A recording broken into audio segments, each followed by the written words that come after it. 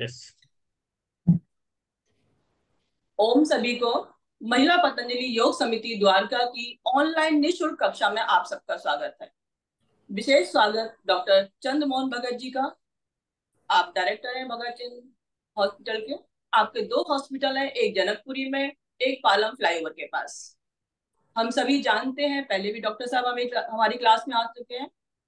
आज आपका बहुत ही महत्वपूर्ण विषय है, जो अचानक तापमान बढ़ जाता है सर्दी से। अभी जो गर्मी आई है और एकदम से तापमान बहुत ज्यादा हो गया है, और गर्मी के बाद जो बरसात आएगी, ये अचानक बदलाव जो आते हैं उससे जो हमें बीमारियां होती हैं, उन बीमारियों से हम कैसे बच सकते हैं, उसके क्या उपचार कर सकते हैं, आज आपका मैं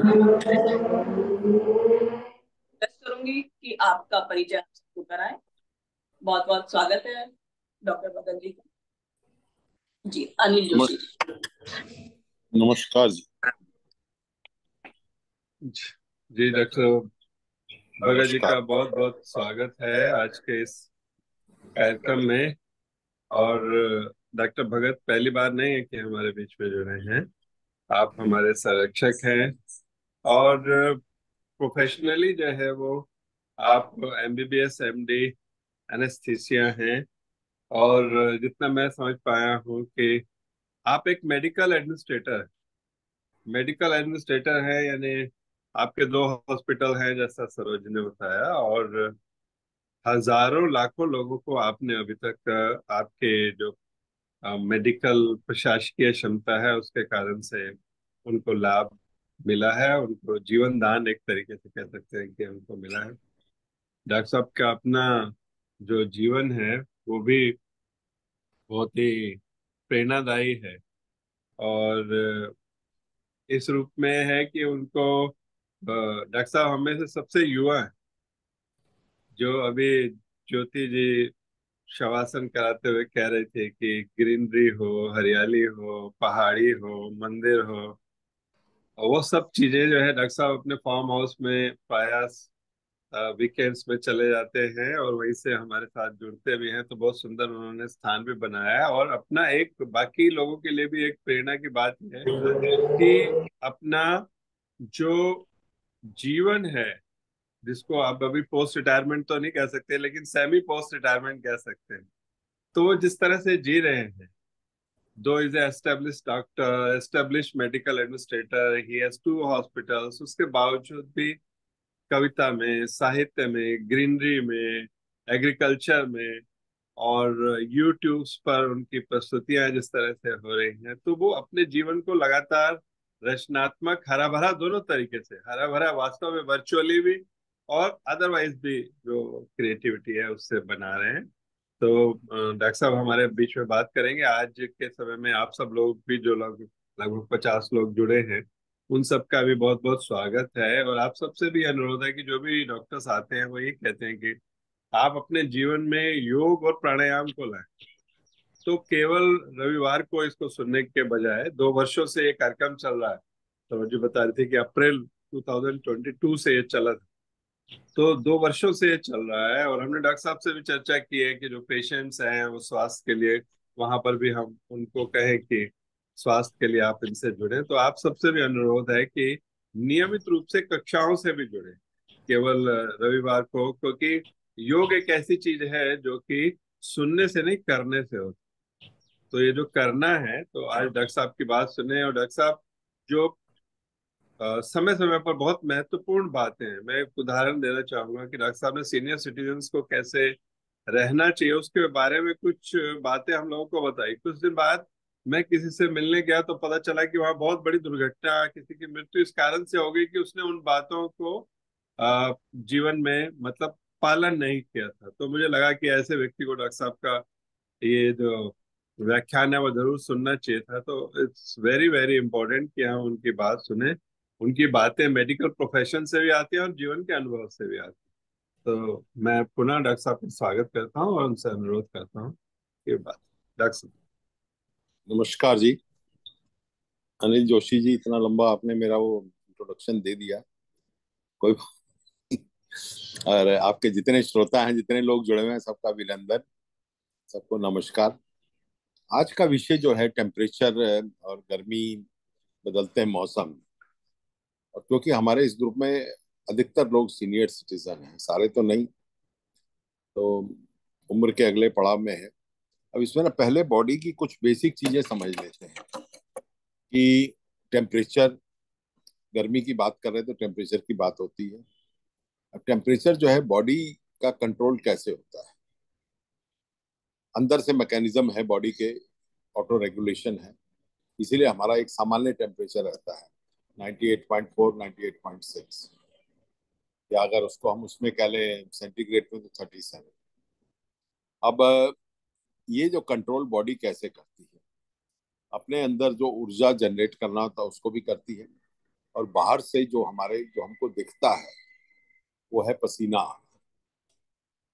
पसीना आता है, पसीना उड़ता है जब पानी, तो वो गर्मी को साथ में उड़ाता है, जिसको कहते हैं लेटेंट हीट, वो अपने साथ ले जाता है और वो टेम्परेचर कंट्रोल करने में मदद करती है। दूसरा, जब हम एक्सरसाइज करते हैं तो बॉडी पसीना छोड़ती है, तो वो भी टेम्परेचर को रेगुलेट करने में, क्योंकि उसका बॉडी का मेटाबॉलिज्म जो अंदर है वो काफी होता है, तो उसको भी रेगुलेट करने में मदद करती है। इसके अलावा जो टेम्परेचर रेगुलेशन होता है वो हमारे श्वास के द्वारा होता है, कि श्वास जब हम लेते हैं तो और छोड़ते हैं तो ऊर्जा साथ में निकलती है, और साथ में पानी का भी प्रयोग होता है। जैसे पसीने में एक तरह से पानी का प्रयोग होता है, इसी तरह श्वास में भी पानी का प्रयोग होता है। और वो, क्योंकि जो हवा हम लेते हैं वो 100% सेचुरेट नहीं होती पानी से, लेकिन जो हवा हम छोड़ते हैं उसमें पानी की मात्रा बहुत ज्यादा होती है, तो वहां पे भी पानी की रिक्वायरमेंट होती है। लेकिन ये साथ में टेम्परेचर को भी कंट्रोल करती है। तीसरा जो है रेगुलेशन, वो छोटी छोटी चीजों से है, और वो आप महसूस भी करते हैं। गर्मी ज्यादा तो आंखों में जलन होती है, क्योंकि वहां से भी पानी उड़ रहा होता है। आपके घर में अगर पेट है तो आपने देखा होगा कि पेट के बाल होते हैं, तो उसका स्किन से टेम्परेचर रेगुलेशन नहीं होता है, तो टेम्परेचर रेगुलेशन के लिए वो अपनी जीभ का प्रयोग करता है। और या फिर अपने, जिनके घर में एसी चल रहा होता है, फर्श के ठंडा होता है, तो वो अपना पेट वहां पे चिपका के बैठ जाता है और टेम्परेचर को रेगुलेट करता है, यानी कांटेक्ट से भी टेम्परेचर रेगुलेट होता है। और जीभ वो जब जोर जोर से सांस लेता है और जीभ बाहर निकालता है तो उसका टेम्परेचर रेगुलेशन वहां से होता है। अब सवाल आता है कि बदलता मौसम, अभी तक तो देखिए मौसम 40 डिग्री से ऊपर गया नहीं है, और हमारे शरीर का तापमान क्योंकि 37-37.1 है, मैक्सिमम 37.2 है, तो बहुत चिंता का विषय तो अभी नहीं है, क्योंकि इतना तो हम लोग टेम्परेचर एडजस्ट करते हैं कि 40 डिग्री। हाँ, दिक्कत आती है जब ये 44 डिग्री चला जाता है, वो जाता है, कभी कभी जाता है। मौसम बदल रहे हैं, पूरी दुनिया में बदल रहे हैं, अचानक बारिशें भी हो रही हैं और गर्मी भी बहुत पड़ रही है। ग्लोबल वार्मिंग आप लोगों ने सुना है। ग्लोबल वार्मिंग का मतलब थोड़ा सा मैं एक्सप्लेन कर देता हूँ कि ये नहीं कि आज गर्मी होगी तो आज ग्लोबल वार्मिंग होगी, कल बारिश होगी, ठंडा हो गया तो आज ठंडा हो गया। ग्लोबल वार्मिंग का मतलब है कि ओवरऑल जो अर्थ का टेम्परेचर है एवरेज पूरे साल में, वो बढ़ता जा रहा है, और बढ़ता जा रहा है। कुछ कुछ बारीक प्रक्रिया है उससे, लेकिन ओवरऑल ये अंदाजा है कि अगले 20 साल में ये इतना बढ़ जाएगा कि हमारी नदियों को जो पानी सप्लाई करता है, ग्लेशियर्स, वो पिघल जाएंगे। जब वो पिघल जाएंगे तो बाढ़ भी आएगी, और जब जरूरत होगी तो पानी नहीं मिलेगा। तो ग्लेशियर एक बहुत, देखिए दो सोर्स है हमारे पास पानी के बड़े। एक है समुद्र, जहाँ से उड़ के बादल बनते हैं, और जमीन से भी उड़ के बनते हैं। लेकिन दूसरा सोर्स है ये बादल, जब बारिश करते हैं पहाड़ों पे, तो वहां पे ये पानी ग्लेशियर्स में इकट्ठा हो जाता है और फिर धीरे धीरे पिघल के नीचे आता है। तो ये तो ग्लोबल वार्मिंग की बात होगी। और इसीलिए चिंता का विषय है कि जब ग्लोबल वार्मिंग ज्यादा हो जाएगी तो पानी जो है समुद्र में बढ़ता, उसका लेवल बढ़ता जाएगा, आपके पास यूज के लिए पानी नहीं रहेगा, तो उसको भी कंट्रोल करना जरूरी है। फिर दूसरा विषय साथ में हमने जोड़ा है इसके कि बारिश। अब बारिश की इम्पोर्टेंस जान के मैंने ये विषय लिया है कि बारिश में क्या होता है कि जब बारिश होती है, गर्मियों के एकदम बाद बारिश आनी है और बीच बीच में भी होती है। जब बारिश होती है तो ह्यूमिडिटी बढ़ जाती है। जब ह्यूमिडिटी बढ़ जाती है तो जो हमारी स्किन है वो उससे पानी का जो उड़ना होता है, जो टेम्परेचर कंट्रोल करने के लिए जो पानी उड़ता है, वाष्पीकरण होता है, वो नहीं होगा। क्योंकि पहले से ही हवा में नमी बहुत ज्यादा होती है, 80 90 100% होती है। जब बारिश हो रही होती है और गर्मी होती है तो ये नमी ऑलरेडी 100% के आसपास होती है। तो ये जो हवा है उस वक्त गर्म भी है और ह्यूमिड है। तो आप लोगों को भी महसूस होता है कि बड़ी गर्मी लग रही है आज तो बड़ी। देखिए अभी की जो गर्मी है, चाहे टेम्परेचर वही होगा लेकिन उतनी गर्मी नहीं लगी। बारिश में जब ह्यूमिडिटी ज्यादा है तो आपका, क्योंकि स्किन जो है टेम्परेचर लूज नहीं कर पा रही है, तो आप बहुत ज्यादा गर्मी महसूस करते हैं और वो भी एक बहुत बड़ी न्यूसेंस है। मैं बारिश में होने वाले इन्फेक्शन की बात नहीं कर रहा हूँ, मैं बारिश में टेम्परेचर कंट्रोल की बात कर रहा हूँ। तो आज का विषय हमारा टेम्परेचर है। अब ये जो टेम्परेचर बढ़ जाता है शरीर का, रेगुलेशन में जो सिस्टम है, जब हमने उस पर इंटरफियर कर दिया, उसको कंट्रोल नहीं कर पा रहे हैं, तो टेम्परेचर बढ़ जाता है। तो क्या होता है, कुछ छोटी छोटी बीमारियां, कुछ बड़ी बीमारियां। क्रैम्प्स हो जाते हैं, ये छोटी बीमारी। एक्सरसाइज के बाद क्रैम्प्स हो जाते हैं, ये छोटी बीमारी है। हीट एग्जॉशन हो जाता है, ये बड़ी बीमारी है और ये नुकसान भी कर सकती है। और इसको अगर एक बार एग्जॉशन हो गया है तो इसको ठीक होने में 2 दिन लग सकते हैं। कि आप एनर्जी नहीं आएगी, आप में इतनी स्थिरता रहेगी कि उस दिन आप योगा की क्लास में मिस करते हैं। और ये बॉडी अपने आप ही आपसे करवाती है। और फिर इसमें से सबसे खतरनाक है हीट स्ट्रोक। अब हीट स्ट्रोक मई में भी हो सकता है, जून में भी हो सकता है, जुलाई में भी हो सकता है। बारिश टेम्परेचर भी है, देखिए जुलाई में क्या होता है, टेम्परेचर ज्यादा होता है और ह्यूमिडिटी भी ज्यादा होती है। बल्कि जून के एंड से तो आपकी बॉडी जो है टेम्परेचर कंट्रोल नहीं कर पाती है और अंदर गर्मी बढ़ जाती है। और साथ में अगर आपने एक्सरसाइज कर ली या अपने आप को धूप में एक्सपोज कर दिया तो भी टेम्परेचर रेगुलेशन जो बॉडी का है वो खत्म हो जाता है। अब अगर हम इनकी सिम्टम्स लें तो हीट एग्जॉशन में आप लोग एक शीतलता आती है, बॉडी का टेम्परेचर हो सकता है थोड़ा सा बढ़ा हो, लेकिन इलेक्ट्रोलाइट इम्बैलेंस भी हो जाते हैं, नमक की कमी होती है तो क्रैम्प्स भी होते हैं। उसके अलावा एक थोड़ा सा नौजिया और वॉमिटिंग, इस तरह की चीजें रहती है। और हीट स्ट्रोक में जो खतरनाक है, जिसको हम लोग बहुत सीरियसली लेते हैं, उसके बारे में मैं थोड़ी देर में बताऊंगा और डिटेल में बताऊंगा। क्योंकि once in a life time आपको अगर हीट स्ट्रोक का पेशेंट मिलेगा तो आपको उसको हैंडल करने के लिए मालूम होना चाहिए। और हैंडल करना फर्स्ट एड की तरह ही है। कि जैसे हार्ट बंद हो जाता है तो आपको फर्स्ट एड देनी है, हीट स्ट्रोक में भी अगर किसी को हीट स्ट्रोक हो जाती है तो उसको अगर आपने इमीडिएटली ट्रीटमेंट नहीं दी तो उसका बॉडी बहुत डैमेज हो जाता है। तो हीट एग्जॉशन में एक तो हैवी स्वेटिंग होती है और स्किन जो है कोल्ड और चिपचिपी सी हो जाती है, पल्स भी, नब्ज भी तेज चलती है, नौजिया वॉमिटिंग सा एक फील होता है। जब भी आप लोग कभी हीट में ज्यादा अपने आप को एक्सपोज करेंगे तो हो सकता है मसल क्रैम्प्स हो जाते हैं और एक थकान सी लगती है और हो सकता है चक्कर से आने लगे, सिर में दर्द भी हो सकता है और कई बारी लोग कोलैप्स भी कर जाते हैं चलते हुए। अक्सर आप देखेंगे, आगे देखिए गर्मी अभी और आएगी, क्योंकि ग्लोबल वार्मिंग आएगी तो कुछ कुछ दिन महीनों में ऐसे होंगे जब हीट जो टेम्परेचर है बहुत ज्यादा होगा। तो अब इसका इलाज क्या है हीट एग्जॉशन में? पहले तो इमीडिएटली ठंडी जगह पे मूव करना है और कपड़े ढीले करने हैं। अगर टाइट कपड़े पहन रखे हैं उनको ढीले, कपड़ों के बारे में मैं अलग से 2 मिनट चर्चा करूंगा। और गीला कपड़ा ठंडा ये शरीर पे डालना है और ठंडा पानी पीना है। मेडिकल हेल्प अगर आसपास है तो वहां चले जाइए, नहीं तो ये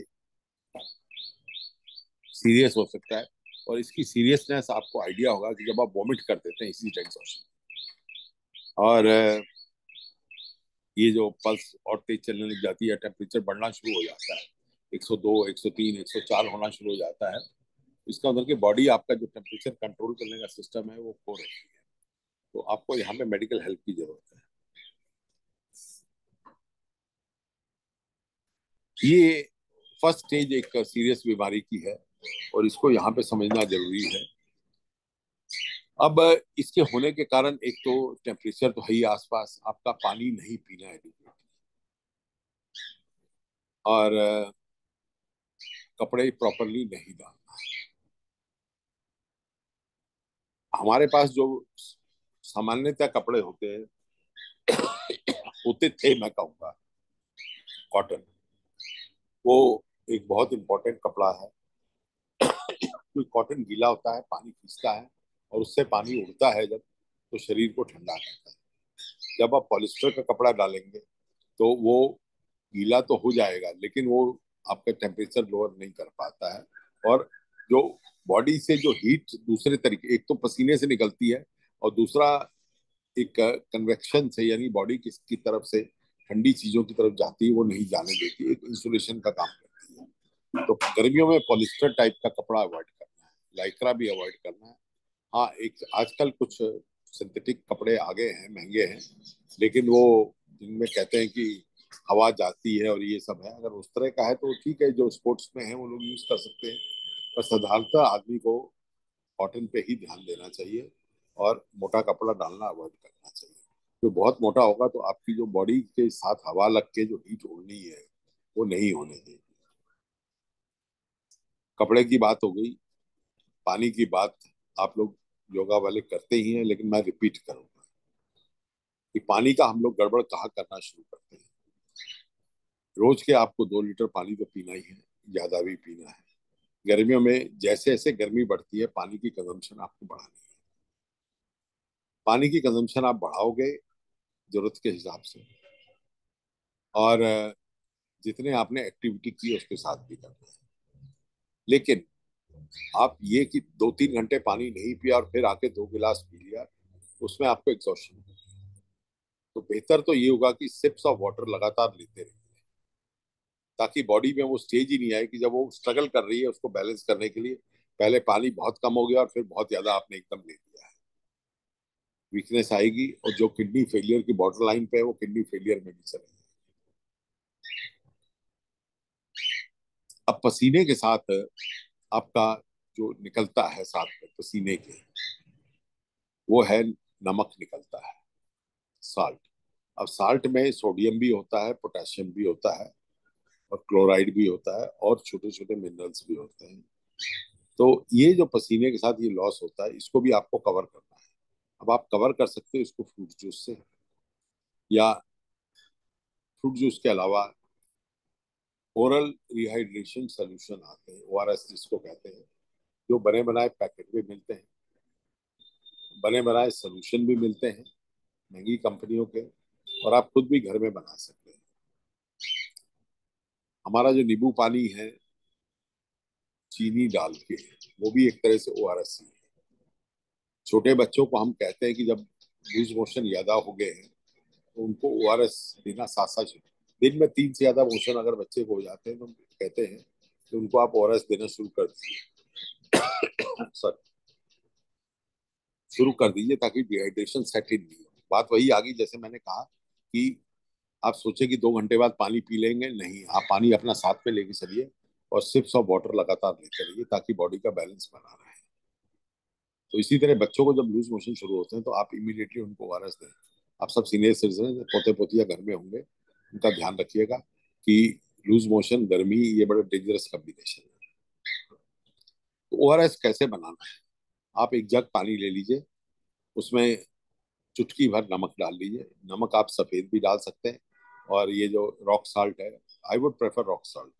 रॉक साल्ट बेटर रहेगा, जो उसमें और भी चीजें होती हैं। और साथ में थोड़ा सा चीनी भी डाल दीजिए। चीनी क्या करती है कि चीनी जब एब्जॉर्ब होती है पेट से, तो साथ में नमक को भी जल्दी खींचती है। चीनी सबसे पहले एब्जॉर्ब होती है, साथ में नमक को खींच लेती है। इसीलिए ओआरएस में हमने नमक और चीनी का मिश्रण बनाया गया है।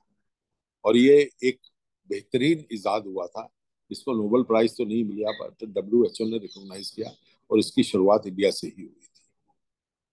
तो ये वेल रिकॉग्नाइज थेरेपी है। तो ओआरएस आप जब भी घर से निकलते हैं, आपको पता है कि आपको धूप में जाना है या एग्जॉशन होगा, तो अपनी पानी की बोतल में या थर्मस में थोड़ा ठंडा पानी, थोड़ा सा उसमें नमक, थोड़ी सी चीनी, कोई फ्लेवर ऑरेंज टाइप का, ये डाल के अपने आप को रेडी रखिए, चॉइस आपकी है। बड़ी बड़ी कंपनियों के मिलते हैं रिहाइड्रेटिंग सोल्यूशन, एक्सरसाइज के साथ यूज करने के लिए मिलते हैं, चॉइस आपकी है। मैं रिकमेंड नहीं करता हूँ ज्यादा, क्योंकि मैं प्रेफर करता हूँ कि आप खुद ही अपने घर में ये चीजें बनाएं। तो हमने पानी की बात कर ली, हमने नमक की बात कर ली, हमने कपड़ों की बात कर ली, लेकिन तीनों चीजें इंपॉर्टेंट। फिर आ जाता है एक्सपोजर। एक चीज याद रखिए कि बढ़ती उम्र के साथ आपके स्वेट ग्लैंड्स जो हैं वो धीरे धीरे काम करना बंद कर देते हैं, तो इसलिए आप टेम्परेचर को ज्यादा सेंसिटिव हो जाते हैं। आप लोग नोट करेंगे जो पसीना आपको जवानी में आता था, अब बढ़ती उम्र के साथ वो पसीना उस तरह एकदम नहीं आता, प्रोफ्यूजली नहीं आता है। दैट मीन्स आपकी बॉडी जो है वो उसको कंट्रोल नहीं कर पाएगी उतनी स्पीड से जितना कि जवानी में कर लेते थे, क्योंकि पसीना खुल के आता था। ये स्वेट ग्लैंड्स होते हैं, हमारी स्किन में होते हैं, और धीरे धीरे जैसे कई चीजें उम्र के साथ होती हैं, बाल झड़ जाते हैं, सफेद हो जाते हैं, ये भी एक उसी प्रोसेस का हिस्सा है। तो ये भी ध्यान रखना है। कपड़ों के बारे में मैंने बता दिया कि कॉटन इज द बेस्ट और लूज होना चाहिए। कपड़े का कलर भी इंपॉर्टेंट है, क्योंकि डार्क कलर का कपड़ा जो है हीट ज्यादा एब्जॉर्ब करता है, और इसीलिए सर्दियों गर्मियों में हम लोग सफेद कपड़ों पे जोर देते हैं, और सर्दियों में काले पे जोर देते हैं, ब्राउन पे जोर देते हैं। ये कुछ बेसिक चीजें हैं जो करते हैं, बट मैं आपको रिमाइंड करा रहा हूँ कि मेरी फैशन में आप कुछ गाढ़े रंग का कपड़ा डाल के जा रहे हैं तो उसका ध्यान रखिए, नुकसान कर सकता है। छाते का इस्तेमाल करने में हेजिटेट नहीं करिए, जहां जरूरत हो छाते का इस्तेमाल करिए। अपनी किट में एक फोल्डिंग छाता रख लीजिए, धूप में जरूरत से ज्यादा अपने आप को एक्सपोज नहीं करिए। फिर जब हीट ज्यादा है, जब टेम्परेचर 40 से ऊपर हो, तो एक रिक्वेस्ट है कि ओपन में एक्सरसाइज नहीं करिए, स्पेशली जब अर्ली मॉर्निंग हीट ज्यादा होती है, तब आप अपनी एक्सरसाइज जो है इंडोर में करिए या कूल जगह में करिए। इसमें एयर कंडीशन का यूज करना या नहीं करना ये आपकी चॉइस है, लेकिन पंखा एक बहुत इंपॉर्टेंट कंपोनेंट है, क्योंकि पंखा जो है आपके शरीर का जो पसीना है उसको इवेपोरेशन में मदद करता है। तो एक जेंटल पंखा चलता रहना चाहिए। जिद वाली बात नहीं कि मुझे पंखा नहीं चाहिए होता है, क्योंकि ये ओल्ड एज में जो बीमारियां होती हैं ये कुछ जिद से भी होती है, कि मैंने तो कभी ये नहीं किया, अब मैं क्यों कर रहा हूँ। तो ये भी ध्यान रखने वाली बात है कि एक स्लो पंखा जो है चलना जरूरी होता है पसीना उड़ाने के लिए। अब मैं जैसे हमने पहले बात की हीट एग्जॉशन, अब मैं बात करता हूँ हीट स्ट्रोक। हीट स्ट्रोक एक एक्सट्रीम कंडीशन है जहाँ पे टेम्परेचर जो है 103 से ऊपर जाना शुरू हो जाता है, और जाता है तो 104, 5, 6, 7, 8 पे। आप सोच सकते हो जब टेम्परेचर इतना ऊपर जाता है तो बॉडी के ऑर्गन्स उनको डैमेज करना शुरू कर देता है। ब्रेन को डैमेज कर देगा, किडनी को डैमेज कर देगा, लिवर को डैमेज कर देगा, और ऑर्गन फेलियर शुरू हो जाता है एक तरह से, गट्स को भी डैमेज कर देगा। तो ये एक मेडिकल इमरजेंसी हो जाती है, जैसे कि हार्ट अटैक है। जैसे हार्ट अटैक है सीरियस इमरजेंसी, क्योंकि उसके बाद पेशेंट का बचना ना बचना कई चीजों में डिपेंड करता है। इसी तरह ये जो हीट स्ट्रोक है, अगर आप बाई चांस उसके केस को देख लेते हो तो ये एक मेडिकल इमरजेंसी। अब इसमें करना क्या होता है? सिम्टम्स इसके ये होंगे कि आदमी बिल्कुल लेथार्जिक हो गया, बेहोश भी हो सकता है, दौरा भी पड़ सकता है उसको, वॉमिट भी कर सकता है, और टेम्परेचर अगर आप हाथ लगाएंगे तो भट्टी की तरह तप रहा होगा। ये किसी के साथ भी हो सकता है। अब इसमें एक्सपोजर भी है, एक्सरसाइज भी फैक्टर है, पानी नहीं पीना भी एक फैक्टर है, और ह्यूमिडिटी भी एक फैक्टर है। ये चीजें प्रमोट करती हैं इन चीजें। इसमें करना क्या होता है? ऐसे पेशेंट को, एक, टाइट कपड़े हैं तो कपड़े लूज करिए, इमीडिएटली उसके ऊपर ठंडा पानी डाल दीजिए, यानी इट्स इमरजेंसी। आपको टेम्परेचर नीचे जितनी जल्दी आप लाएंगे उतने ही उसके शरीर के जो ऑर्गन डैमेज हो रहे हैं उनको रोकना है, और ठंडा पानी डाल दीजिए उसके ऊपर। कुछ लोग तो ये भी कहते हैं कि ठंडे पानी के टब में डालो, टेम्परेचर को एकदम नीचे लाओ। ये बेस्ट तरीका है टेम्परेचर को लोअर करने का। हीट स्ट्रोक के केसेस बहुत देखे हमने, बचाने मुश्किल हो जाते हैं। इसको समझना और इसको हैंडल करना जरूरी है। ठंडा पानी पी सकते हैं, ठंडा पानी पिलाइए उसको। पेट को हम ठंडे पानी से धो देते हैं ताकि वहां से भी कूलिंग शुरू हो जाए। इट्स इमरजेंसी, मेडिकल इमरजेंसी होती है। तो आप इसकी इंपॉर्टेंस समझ गए। मैं नहीं चाहूंगा आप में से कोई, आपका कोई रिश्तेदार इससे अफेक्ट हो। आप समझ सकते हैं कि उसके बाद क्या होता है कि हार्ट को भी पल्स रेट एकदम ऊपर चली जाएगी, 140 150। बीपी पहले ऊपर जाएगा, फिर ऑर्गन डैमेज हो जाएंगे, फिर अगले दिन बीपी नीचे गिर जाएगा, फेल हो जाता है, ब्लड भी डैमेज हो जाता है। ब्लड सेल्स 40 डिग्री के ऊपर जो है डिस्ट्रॉय होने शुरू हो जाते हैं। तो आई होप कि आप लोग ये जो हीट स्ट्रोक है ये कंडीशन समझ गए हैं और इससे सावधान रहेंगे। रिक्शा वाले भी कई बार इसमें फंस जाते हैं। अब तो खैर पैडल रिक्शा दिल्ली में कम हो गई है, ई रिक्शा हो गई है, तो वो कैटेगरी अब नहीं आ रही है, होपफुली आएगी भी नहीं। तो ये तो होगी गर्मी की बात, कपड़ों की बात हो गई, पानी की बात हो गई, नमक की बात हो गई, ओआरएस की बात हो गई, और आइडेंटिफाई करना। देखिए, अगर स्किन को आपने हाथ लगाया, हो सकता है हीट स्ट्रोक में तो स्किन गर्म होगी, लेकिन हीट एग्जॉशन में हो सकता है स्किन ठंडी महसूस हो। लेकिन जब आप टेम्परेचर देखेंगे sorry, और ये बाकी चीजें देख रहे होंगे, वॉमिटिंग हो रही है, नौजिया हो रहा है, तो आपको समझ जाना चाहिए कि हीट एग्जॉशन हो रहा है, और उसका भी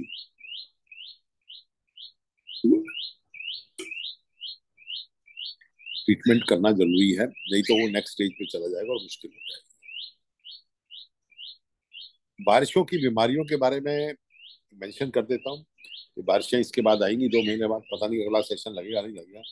लेकिन लूज मोशन, गैस्ट्रोएंटाइटिस एक विषय है, और जॉन्डिस दूसरा है, टाइफाइड नेक्स्ट है, मलेरिया है, हेपेटाइटिस। तो ये सब चीजें बारिशों के साथ आएंगी, इनसे सावधान रहिए। जिसने हेपेटाइटिस बी की वैक्सीन नहीं लगवाई, प्लीज लगवा लीजिए। हेपेटाइटिस बी की वैक्सीन सस्ती भी होगी और उसको लगवा भी लीजिए। गला खराब चल रहा है मौसम की वजह से, या वायरल है आजकल। वायरल जब से कोविड हुआ है बार बार आ रहे हैं। गर्मियों में एक चीज मैं और सावधान कर देना चाहता हूँ कि खाना जब आप बाहर रखते हैं, हाँ लस्सी मैंने मेंशन नहीं किया, लस्सी मैं मेंशन करना चाहूंगा कि लस्सी बहुत जरूरी चीज है। पतले पानी में लस्सी बना के, नमक डाल के, मीठा डालना थोड़ा सा डाल दीजिए, उसमें कोई हर्ज नहीं। जैसे मैंने बताया, मीठे की एब्जॉर्प्शन जब होती है तो नमक जल्दी अंदर खींच लेता है। ये बात नोट करके रखिए, बड़े काम की चीज है कि कई लोग कहते हैं नहीं हम तो नमकीन पियेंगे, कुछ लोग कहते हैं मीठी पियेंगे, लेकिन चीनी और नमक का जो मिश्रण है वो पानी को, नमक को भी जल्दी अंदर खींचता है, पानी को भी जल्दी अंदर खींचता है शरीर के अंदर, यानी आंतों के अंदर से वो शरीर के अंदर जल्दी खींचता है। तो पतली लस्सी तो डेली के उसमें डाल ही लीजिए आप। ये आपको पीनी पीनी है, नमकीन लस्सी, मठा जिसको कहते हैं, छाछ कह लीजिए, ये जरूर करिए। हाँ, मैं एक विषय और ले रहा था, खाना, कि गर्मियों में क्या खाना खाना है। देखिए कि फूड कई तरह के हैं। कुछ फूड ऐसे हैं जिसमें पानी तो ज्यादा है, कुछ में ऐसा है जिसमें नमक बहुत कम है। तरबूज में नमक कम होता है और अक्सर आप लोग नमक डाल के खाते हो, वो अच्छी बात है। बात वही आ गई, मीठा तरबूज, उसमें आपने नमक डाला तो उसकी एब्जॉर्प्शन ज्यादा हो जाती है। लेकिन तरबूज बासी नहीं खाइए, कटा हुआ रख के नहीं खाइए, पेट खराब होगा। दूसरा, खाना जो है बाहर एक्सपोज करके नहीं रखिए। बैक्टीरिया का आइडियल ग्रोइंग टेम्परेचर जो है वो है 33 से 35 डिग्री। आपने खाना बाहर रख दिया, फ्रिज में नहीं रखा, और 3 घंटे 4 घंटे के लिए रख दिया, खराब हो जाएगा, पेट खराब हो जाएगा, और पूरे परिवार का होगा, फिर आप सब परेशान हो। तो ये भी गर्मियों में बचना बहुत जरूरी है। खाना बहुत जल्दी खराब होता है। और लूज मोशन कैसे, अब हर लूज मोशन पे एक और मैं सावधानी बता रहा हूँ कि हर लूज मोशन पे आपको एंटीबायोटिक नहीं शुरू करनी है। आदमी ने एंटीबायोटिक की ओवर यूजेज से अपने आप को बहुत नुकसान पहुंचाया है। आपकी पेट के अंदर जो बैक्टीरिया होते हैं उनको डिस्ट्रॉय किया है बार बार। वो डिस्ट्रॉय होने से क्या होता है कि आपके जो विटामिन ये बैक्टीरिया पेट के बड़ी आंत के अंदर बनाते थे वो आपको नहीं मिलेंगे, फिर आप उनके सप्लीमेंट लोगे। इसीलिए योगा में या कई आयुर्वेद में कहा गया है कि सुबह उठते ही आप ब्रश नहीं करिए, पहले कुल्ला करते हुए वो पानी पेट के अंदर लीजिए, ताकि आपके मुंह के जो बैक्टीरिया है वो अंदर हाथों में चले जाए। ये कुछ ऑफ हैंड मुझे जो बातें ध्यान आई है, गर्मियों में ध्यान रखने वाली है।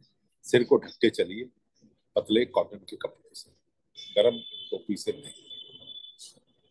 पहाड़ों की टोपी अलग होती है, वहां पे ठंडक होती है। कुल्लू की टोपी अलग है, शिमला की अलग है, वो चीजें हैं। लेकिन दिल्ली में आपको सिर ढकना है तो एक सफेद साफा या छतरी ज्यादा अच्छा है, क्योंकि सिर का जो एरिया है ना, ये हीट लॉस के लिए बड़ा सिग्निफिकेंट है, हीट गेन के लिए भी और हीट लॉस के लिए। तो इसको जरूरत से ज्यादा भी मत ढकिए, पसीना उड़ने दीजिए, लेकिन अगर हीट को डायरेक्टली एक्सपोज हो रहा है तो उसको कपड़े से ढक के रखिए। मेरे ख्याल मैं यहीं रुकूंगा, बेसिक बातें मैंने कर ली हैं। बाकी आपके प्रश्न हैं, कुछ खास पूछना हो तो बताइएगा। जोशी जी आप देखिए ये, या दीपचंद पंत जी आप देखिए, और क्या है, मैं भी इतने में गले को शांति दे लूंगा थोड़ी सी। जी थैंक यू सर, बहुत बहुत धन्यवाद आपका। काफी सुंदर जानकारी आपसे प्राप्त होती है।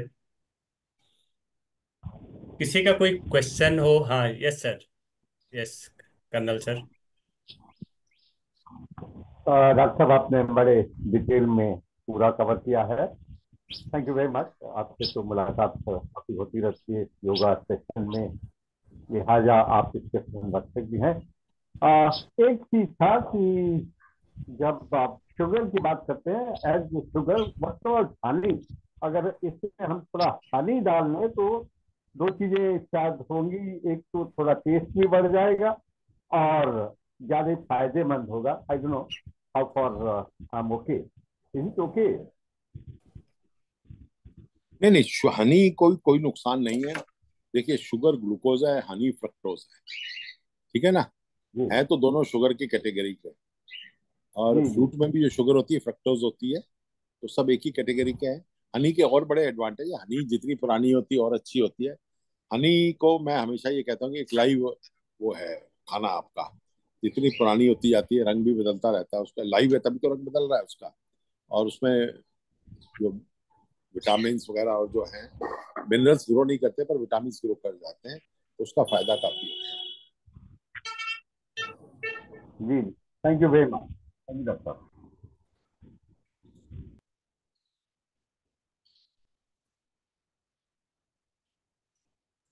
हाँ, और किसी का कोई क्वेश्चन?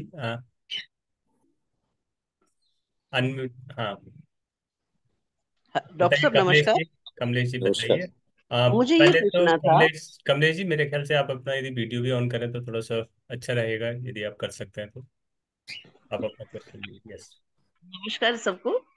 मुझे ये पूछना था कि मैं मॉर्निंग में योगा करूं वो ज्यादा बेटर है घर में बैठ के, या मैं पार्क में जाके वॉक करूं वो ज्यादा बेटर है? मेरी एज 61 ईयर्स है। देखिए, 61 तो ज्यादा है नहीं है आजकल के जमाने में, और तो वो तो फैक्टर आप हटा दीजिए। बाकी पार्क में करें यार। देखिए, पार्क में अगर जैसे आजकल सुबह टेम्परेचर अच्छा होता है, कल नहीं था। एक चीज आप थोड़ा सा और मैं पॉइंट आउट कर देता हूँ। पिछली रात को, ये अभी निकली है इससे नहीं, इससे पिछली रात को बादल बहुत थे। बादल बहुत थे तो वो बादल जो धरती से हीट अंतरिक्ष में जानी होती है, वो उसने जाने नहीं दी। जब उसने जाने नहीं तो कल सुबह गर्मी थी काफी, आज मौसम ठीक है। तो अब अगर गर्मी ज्यादा, तो मैंने वही कहा है कि आप बेहतर है कि सावधानी रहिए, घर में करिए। अदरवाइज ओपन तो बेटर रहता है। मैं भी आपसे बात कर रहा हूँ तो आज मैं फार्म हाउस पे नहीं हूँ, लेकिन मैं अपनी छत पे हूँ, टेरेस पे। मेरी टेरेस और मेरे फार्म हाउस के बीच में ना मुकाबला होता रहता है, कौन सा ग्रीन ज्यादा है। कमी नहीं है, दोनों में एरिया का फर्क है। लेकिन यहाँ पे भी आप देख सकते हो कि पीछे बहुत हरियाली है। मैं आपको थोड़ा घुमा देता हूँ। आहा, चारों तरफ यस। हरियाली हरियाली है, ठीक है ना। तो ये मैं इसलिए दिखा रहा हूँ, यहाँ मैं आप लोगों को बुला के आपसे सेशन कर सकता हूँ। फार्म हाउस तो दूर पड़ जाएगा, आप लोग नहीं आ पाओगे। ये तो जनकपुरी में तो आ सकते हैं। अरे, पार्क में जाने में कोई दिक्कत नहीं है। हाँ, पार्क में मैं इतना जरूर फिर एक वार्न कर रहा हूँ कि डायबिटिक जो है, सीरियस डायबिटिक, वो नंगे पैर नहीं चले पार्क में प्लीज। ये एक सावधानी है, क्योंकि आपकी डायबिटीज में पैरों की उंगलियों की सेंसेशन चली जाती है। जब वो चली जाएगी और उसमें चोट लगेगी, आपको पता नहीं चलेगा, जख्म बढ़ जाएगा, जख्म बढ़ जाएगा तो फिर उसके बाद जब आप कोई देखेगा या बदबू आएगी, आपको खुद को महसूस होगा, जब तब तक बहुत लेट हो जाती है और उंगली काटनी पड़ जाती है। तो पार्क में प्लीज नंगे पैर नहीं चलिए, डायबिटिक खास तौर से। और उसका कितना फायदा होता है मुझे नहीं मालूम, लेकिन घास में डैमेज करने वाली चीजें होती हैं, कांटे भी होते हैं, लोगों ने कांच भी फेंका होता है, पेच भी होते हैं, कुछ भी आपके पैर में लग सकता है और आपको पता भी नहीं चलेगा डायबिटीज। और आप में से देखिए 20% लोग डायबिटिक हो गए, दैट इज स्टैंडर्ड फिगर, ठीक है ना। तो मैं फिर वार्न कर रहा हूँ कि पार्क की जब आप बात करते हो तो मैं थोड़ा सा चौकन्ना हो जाता हूँ कि मैंने बहुत लोगों को पार्क में इंजरी करके और पैर फिर कटवाते देखा है।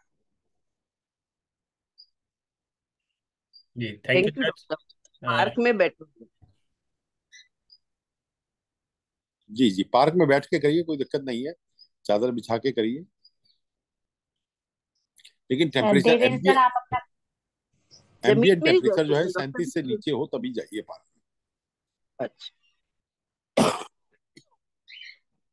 नेक्स्ट है देवेंद्र जी। नमस्कार डॉक्टर साहब। डॉक्टर उसका साहब जो ये क्या बोलते हैं, इससे गर्मी में बचने के लिए जो आपने बताया नमक, नींबू और चीनी, तो जो नमक है वो हाई बीपी वाले के लिए डालना जरूरी है या उसको नहीं डालें चलेगा?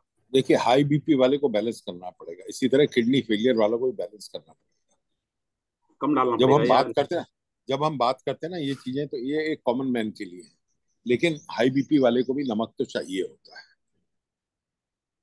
बिना नमक के तो नहीं बॉडी मेंटेन कर पाएगा। Sodium, potassium, chloride, zinc, magnesium, manganese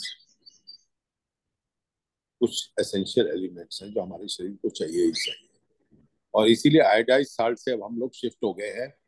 वो जो पहाड़ों का नमक है ना, रॉक साल्ट, वो बेटर, उसमें एलिमेंट्स बहुत होते हैं, ये सब ट्रेस एलिमेंट्स बहुत होते हैं। और एक और पौधा मैं आप लोगों को रिकमेंड कर रहा हूँ, मोरिंगा।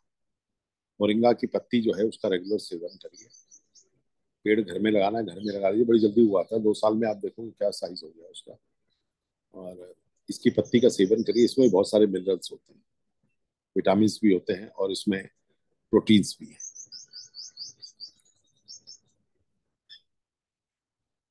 मोरिंगा आप लोग समझ रहे हो ना, सहजन, ड्रम स्टिक जिसको आप लोग कहते हैं, उसकी पत्ती की बात कर रहा हूँ।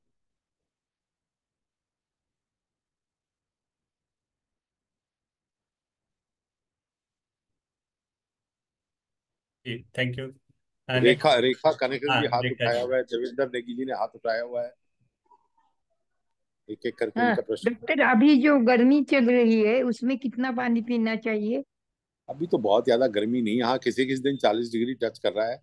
पानी तो आपको हम्म, 2 लीटर से ऊपर जाना ही जाना है। 2 लीटर अच्छा, से एक चीज मैं और सावधान कर रहा हूँ। महिला से प्रश्न आया कि महिलाएं बाहर जाते हुए टॉयलेट क्योंकि नहीं होता है, इसलिए पानी ज्यादा नहीं पीती, कि टॉयलेट नहीं मिलेगा फिर मैं क्या करूँ। लेकिन सिप्स ऑफ वाटर तो आप लगातार ले सकते हैं। जब आप सिप्स लेते रहेंगे तो पानी मिलता भी रहेगा और यूरिन बहुत जल्दी नहीं आएगा, क्योंकि ये हमारे यहाँ एक समस्या है, फीमेल टॉयलेट्स नहीं है, तो महिलाएं जब बाहर जाती हैं तो पानी का जो इनटेक है वो कम कर देती है।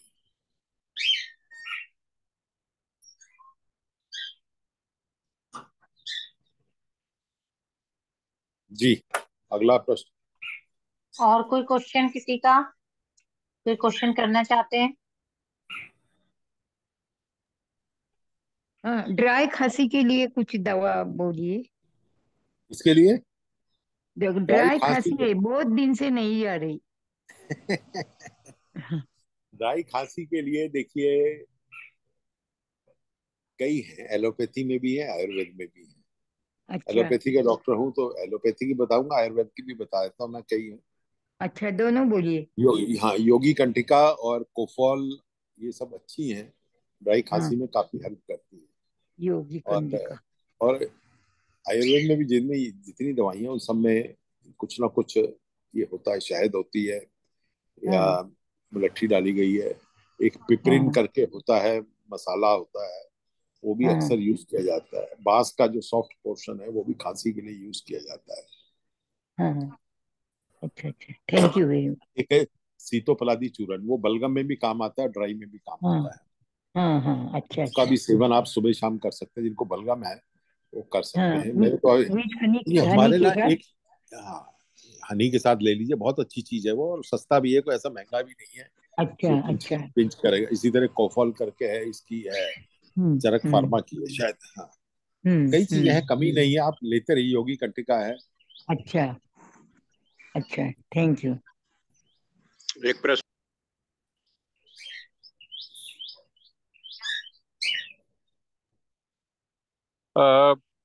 डॉक्टर साहब, जो गर्मियों में होने वाली बीमारियां हैं जैसे मलेरिया है, डेंगू है, तो उनके लिए क्या प्रिकॉशंस लोगों को लेने? एक तो पानी इकट्ठा नहीं होने देना। पानी जब इकट्ठा होता है तो मच्छर पैदा होगा। मच्छर आपके घर के ही नहीं अंदर, बल्कि घर के बाहर भी। मैंने छत पे गार्डन बना रखा है, करीब 3-4 हजार पौधे होंगे यहाँ पे। अब मुझे बहुत ध्यान रखना पड़ता है कि पानी कहीं इकट्ठा नहीं हो।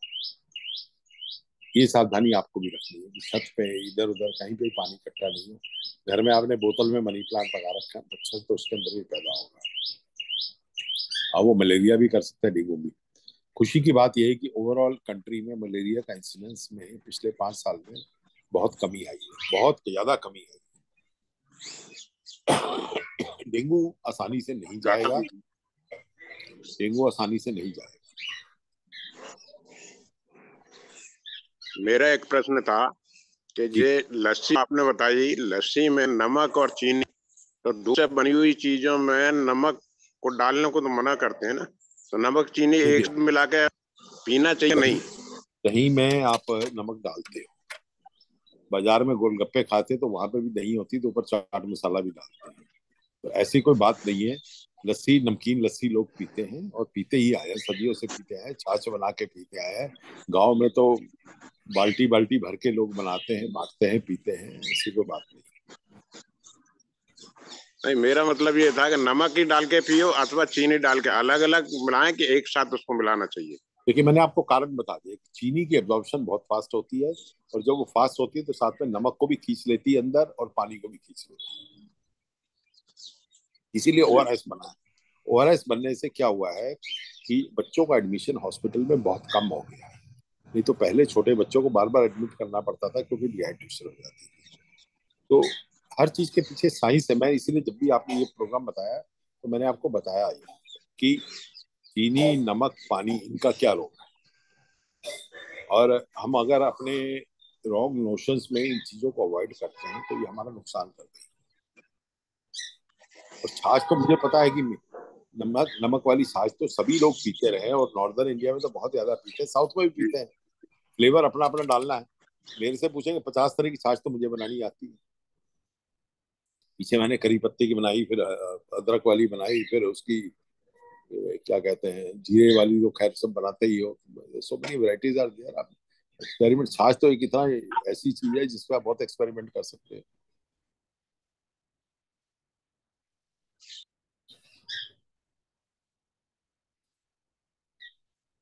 नेहा जी का एक फालसे का क्वेश्चन है। फालसे का शरबत बहुत अच्छी चीज है। फालसे का शरबत आए, मिल जाता है, चीनी वाला ही होता है। अभी तो फालसे तो अभी आए नहीं है, अगले महीने से शुरू हो जाएंगे फालसे। फालसा बहुत अच्छा फ्रूट है। केले में पोटेशियम होता है, सोडियम भी होता है। फ्रूट्स की चर्चा थोड़ी और कर देते हैं। संतरा, मौसमी, किन्नू, ये नमक भी देते हैं, चीनी भी देते हैं। तरबूज पानी ज्यादा देता है और मीठा देता है, उसमें नमक डालना पड़ता है। केले में सोडियम भी है, पोटेशियम भी है। क्रैम्प्स के लिए केला का रोल बहुत है। अगर हीट क्रैम्प्स हैं या एक्साइज क्रैम्प्स हैं तो उसमें केले का सेवन करिए, 1-2 केला रोज का खा सकते हैं। चीकू के बारे में भ्रांतियां बहुत है कि बहुत ज्यादा मीठा होता है। चीकू मीठा हो भी सकता है। चीकू जब ज्यादा पक जाता है तो उसकी मिठास गैप भी हो जाती है, फाइबर रह जाता है। और अच्छी चीज, अच्छा फ्रूट है चीकू। सेब है, अमरूद है। अमरूद के बारे में थोड़ा सा सावधानी मैं फिर बोलना चाहूंगा। एक बार पहले पता नहीं बात हुई कि नहीं, कि अमरूद के बीज को दांतों में नहीं फंसने। अमरूद के बीज जिसके दांतों में फंसते हैं, जरा सावधानी रखें, क्योंकि उससे आप डेंटल सर्जन के पास आपके जाने के चांसेस ज्यादा हो जाते हैं। तो वहां पे वो जगह जगह कीड़ा छेद, कैविटी सी बनती जाएगी, फिर आपको दांत गल जाएगा और फिर आप डेंटल सर्जन के पास जाएंगे। आम सीजन का राजा है इस वक्त तो, पर थोड़ा संभल के खाइएगा, ज्यादा खा लेंगे शुगर उड़ेगी। आम के बारे में इंसिडेंटली बात हो रही तो मैं आपको बता दूं, आम कई तरह के हैं, हर एक का शुगर कंटेंट अलग अलग है। जिनको आम का शौक है ध्यान से सुन लीजिए। चौसा आम 400 कैलोरीज से ऊपर है पर 100 ग्राम्स। लंगड़ा 170। डिफरेंस देख रहे हैं दोनों में? लंगड़ा 170 कैलोरीज है, 180 कैलोरीज है, और चौसा जो है 400 है। बाकी आम बीच में है, जैसे दशहरी है वो 200 कुछ है, 280 कैलोरीज है। तो जब आप खाएंगे तो थोड़ा ध्यान रखिएगा कि कौन सा आम कितना खा रहे हैं। लंगड़े के साथ आप लिबर्टी ले सकते हैं, चौसे के सफेदा साथ उसकी। सफेदा तो देखिए आजकल मसाले वाला है, अभी जो आया था पीछे वो तो बिल्कुल फीका था, जितना मर्जी खा लेते कुछ फर्क नहीं पड़ रहा था। अभी जो आ रहा है वो थोड़ा सा मीठा होने शुरू हो गया है, और सीजन के एंड में बहुत मीठा हो जाएगा। चौसा तो सीजन के एंड में ही आएगा, जुलाई में आएगा जो अच्छा वाला चौसा है। आम्रपाली में भी ज्यादा मिठास होता नहीं, गुदा भी ज्यादा नहीं होता है। तो ये है, बाकी तो आजकल बहुत वेराइटीज आ गई है, सुंदर नाम बहुत सुंदर है। अब मैंने एक पेड़ लगा रखा है, नाम सुनेंगे तो वैसे ही मुंह में पानी आ जाता है। नाम है उसका अरुणिमा। हल्का सा लाली होती है छिलके पे, देख के बड़ा सुंदर लगता है। ठीक है, अब नाम है तो आम के तो शौकीन लोगों ने उसके इतने नाम दे रखे हैं। उर्दू से भी नाम दिए, हिंदी से भी नाम दिए है, अपने शास्त्रों से भी नाम दिए है। आम का तो मजा लीजिए, पर थोड़ा सावधानी के साथ लीजिए। पर ये जो कैलोरीज वाली बात मैंने बताई है, ये बड़ी आमतौर से पब्लिक को नहीं पता होता कि किस आम में कितनी कैलोरीज है। तो डायबिटिक लगने पे थोड़ा सा हाथ साफ कर सकते हैं, बाकी चीजों से दूर रहें थोड़ा सा।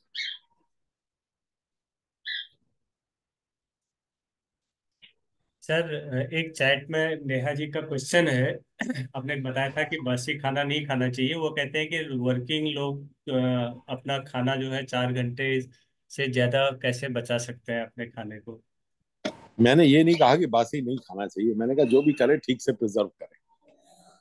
हरियाणा में अगर बासी चने की दाल नहीं खाई तो हरियाणा वालों को मजा नहीं आएगा। पंजाब वालों ने बासी रोटी रात की बची हुई नहीं खाई सुबह तो उनको मजा नहीं आएगा। बात प्रिजर्व करने की है। अच्छा, अब चलिए, आपने एक प्रश्न छेड़ दिया। जिस चीज में वाटर कंटेंट 80% है उसके खराब होने के चांसेस है।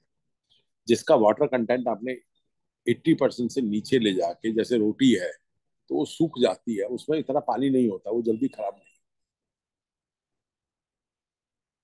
समझ रहे ना? तो वाटर, अब ये जो ड्राई फ्रूट आपको बाजार में मिलते हैं, फ्रूट ऑफ सीजन भी डेसिकेटेड फ्रूट होते हैं, फ्रीज ड्राइड होते हैं। उसमें क्या करते हैं, पानी का कंटेंट निकाल लेते हैं। बेस्ट फ्रूट अगर आपने प्रिजर्व खाना है तो वो फ्रीज ड्राइड है, तो उसमें विटामिन वगैरह नष्ट नहीं होते। लेकिन गलती ये करते हैं, उसमें चीनी डाल देते हैं ऊपर से, ताकि उसका जो मॉइस्चर जो है थोड़ा सा और कम हो जाए। बाकी ये देखिए, हर स्टेट का एक अपना रहता है। अब हरियाणा वाले, मेरे को लगता है एक दो लोग हैं बीच में, उनसे पूछिए चने की दाल बासी नहीं मिलेगी तो मजा नहीं आएगा। बल्कि वो रात को बनाते ही याद है ताकि सुबह रख के फिर सुबह खाएंगे। पंजाब में रोटी ज्यादा बनती है, वो सुबह खाते हैं उसको, और वो कहते हैं इससे पेट ठीक रहता है।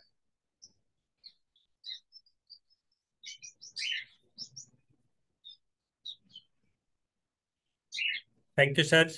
किसी का कोई और क्वेश्चन है? सर वैसे कभी भी है तो हमें ये भी रिक्वेस्ट है कि कोई कविता प्रकृति पर सर का रहता ही है। कोई किसी का प्रकृति कोई बहुत में अच्छे है। कवि हैं डॉक्टर साहब। हैं? एक कविता हाँ डॉक्टर जी। साहब अवश्य सुनाएं। कविता का विषय क्या लूं मैं, अब ये चिंता का विषय हो जाता है। तो गले में खराश मौसम। लग गई। लगातार बोलने से ना गला खराशने लग गया है। कमलेश जी, आप क्या कह रहे थे? एक कविता का विषय बता रही थी, मौसम। डॉक्टर मौसम साहब तो को नहीं। सजेस्ट कर रही थी।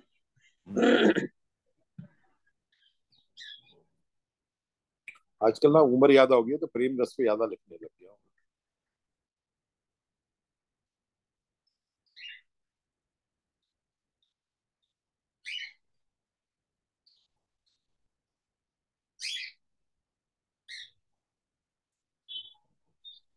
अपनी इच्छा से जो ध्यान है वो सुना दें आप बस। हाँ, मैं वही वो मैं बस यही होता कि मोबाइल खोलता हूँ, जो सामने आ जाती है वो सुना।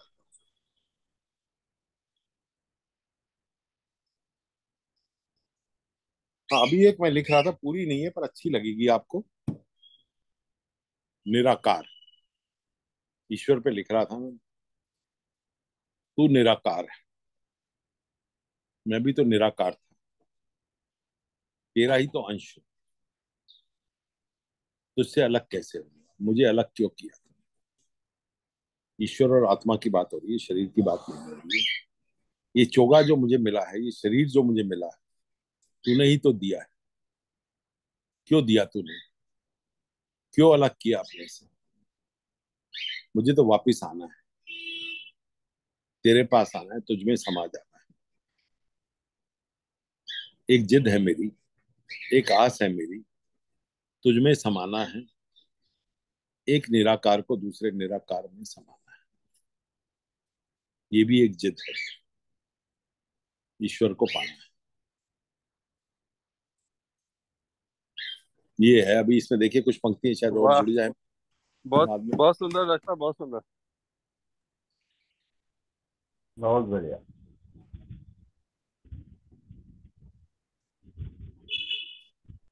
बहुत बढ़िया है।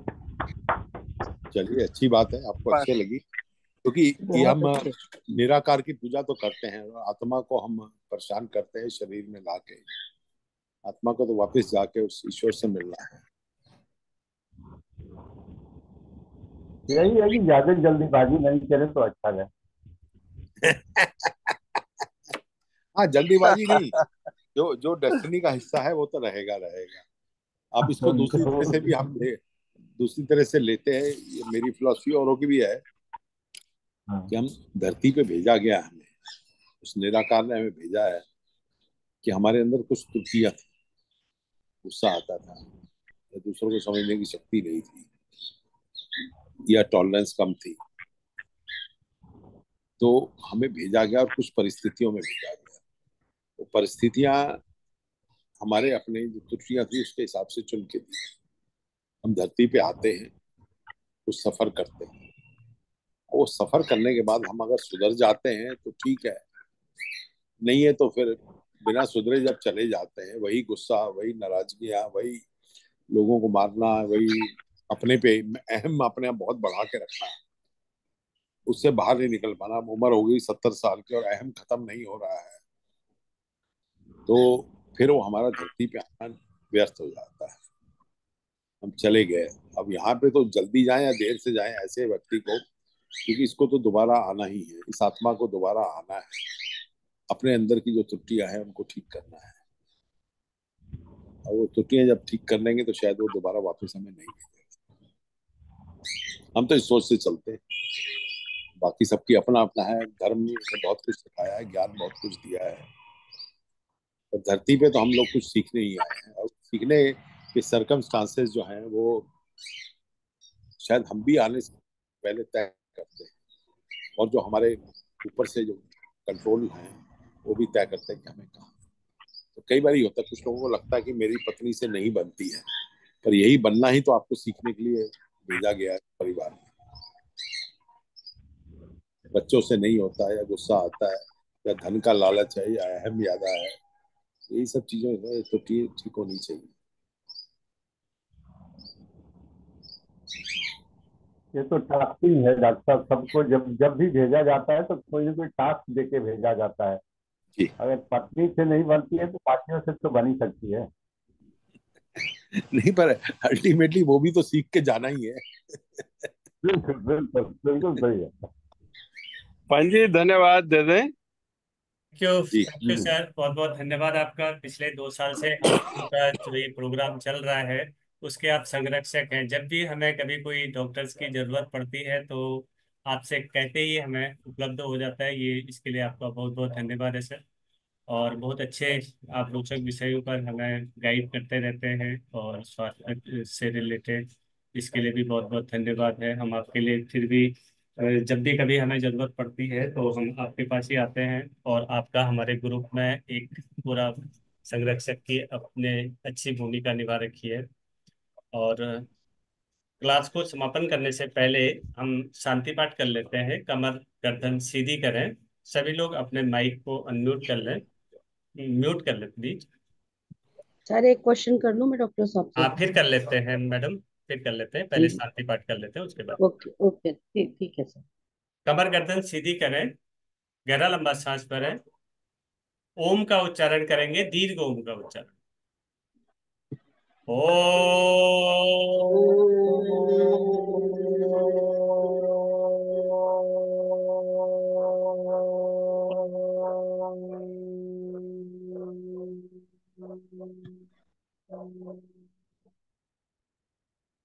ओम द्यौ शांति अंतरिक्षे गुम शांति पृथ्वी शांतिरापः शांतिरोषधयः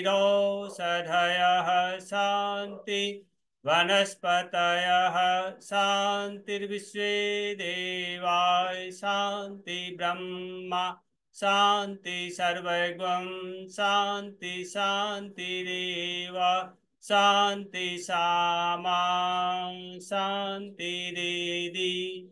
ओम शांति शांति शांति। कुछ क्षण इस शांति को महसूस करें। जो सर ने कविता सुनाई थी, आत्मा,